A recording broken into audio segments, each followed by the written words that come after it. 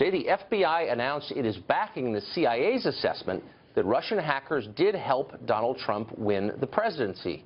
And in just 3 days, members of the Electoral College will officially cast their ballots to elect the next president of the United States.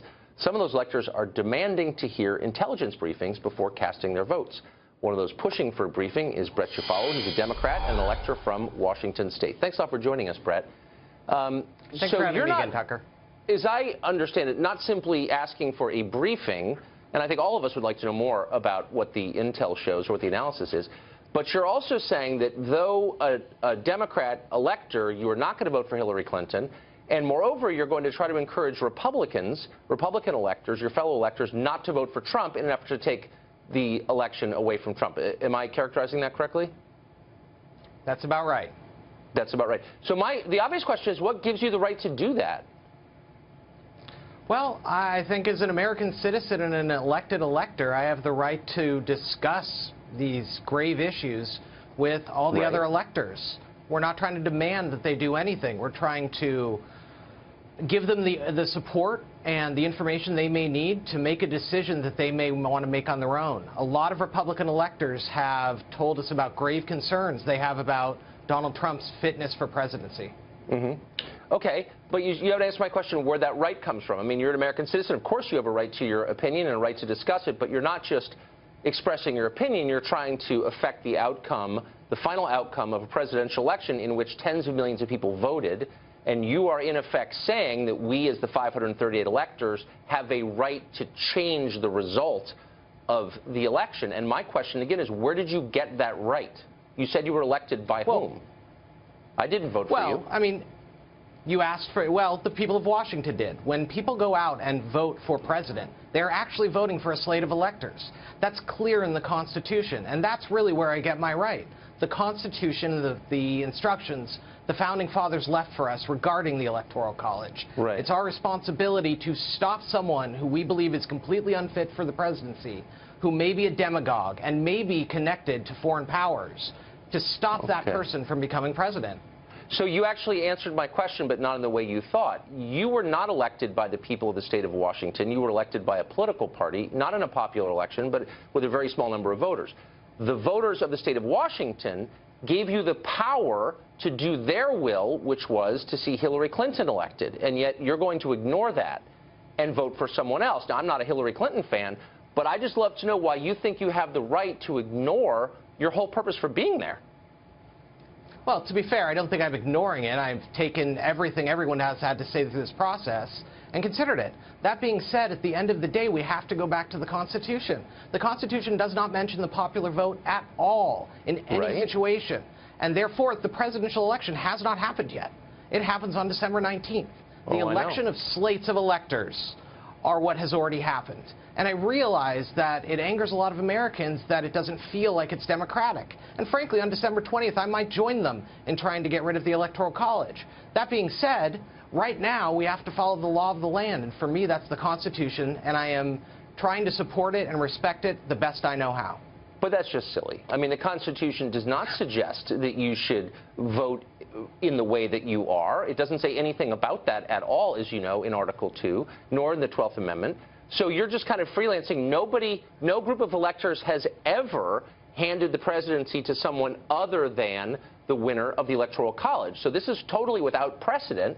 And again, you don't have the authority that I can see. If a cop pulls me over and says, I'm arresting you, I can say, where does your authority derive from? And he said, from the state. I'm employed by the state. Your authority comes from a political party. The founders didn't anticipate that. The Constitution doesn't mention it. You don't have the authority to go against the will of the country unless you have an authority I don't know about, which would be what? Well, and I respectfully disagree. When you look at Federalist 68 and you look at what Alexander Hamilton said about the Electoral College, he made it clear what was in the Founding Fathers' minds when they created the system. And there have not been significant changes since then. Therefore, that's what I have to look to when I look to take instructions about what my duties are. And I take them very, very seriously. Have you read Federalist 68? Many times. Many times. Carefully. Okay, then you might remember this line. One of the purposes of the Electoral College, that I'm quoting now, is to afford as little opportunity as possible to tumult and disorder. It was designed by Hamilton to prevent situations like the one you are trying to cause, where people wake up and they find that the president they thought was the president is no longer the president, thanks to people like you who are elected by nobody, and we have tumult and disorder. I mean, you're trying to create exactly what he hoped to avoid. We are not trying to create tumult or disorder. What we're trying to do is, as a good example is our vigilsforamerica.com, we're trying to bring unity vigils to all across the country on the 18th and 19th to bring the Republicans and Democrats of this country, who are so divided right now, together around a leader that we can all support. So we're trying to unify the country, not divide it. But didn't we just have an election to answer these? I mean, again, I hate to go back to fundamentals and keep asking variations of the same question, but maybe these were things that we should have discussed before the election. And I wonder what you think the consequences would be for the country if people found out that they actually had no power to choose their own leaders. People would go crazy, wouldn't they? And for good reason, right? Well, I can't predict how people would react. Come on but now. The fact is, the Constitution very clearly states that it doesn't mention the popular vote at all. So given that, any assumption that the people have the power to elect the president directly is a complete misnomer. Wait, but you're confusing me. With respect, I mean, I think you've thought about this. I think you're, trying to do your best. But you just said a second ago that after all this is over, you're going to support the abolition of the Electoral College. But before then, very well might. you're okay. So you're against the Electoral College, but you're citing its existence as a justification for what you're about to do. I'm confused. Are you for the Electoral College, or are you against it? Are you for democracy, or are you for an electoral system? I am for following the rule of law as it stands right now, and that's the Constitution. If we as a country choose to amend the Constitution in the future, that is a completely different situation. Because the bottom line is, the Constitution has to guide us now. I'm following the Constitution, and maybe after the 20th, I may attempt to try to get a constitutional amendment to change it. Just because I don't like something in the Constitution doesn't mean I don't have to follow it. Okay, and just to be totally clear, you are doing something that is permitted by the Constitution, but is not specified in the Constitution. The Constitution makes no reference at all to the motives of electors, makes no reference to their conscience at all. And by its omission, you're assuming you have the right, and you may be right. The Supreme Court has never ruled on this on that specifically, right? So here's my question. You say that you describe yourself as a moral elector. The suggestion appears to be that people who are following the will of the states they represent are somehow immoral.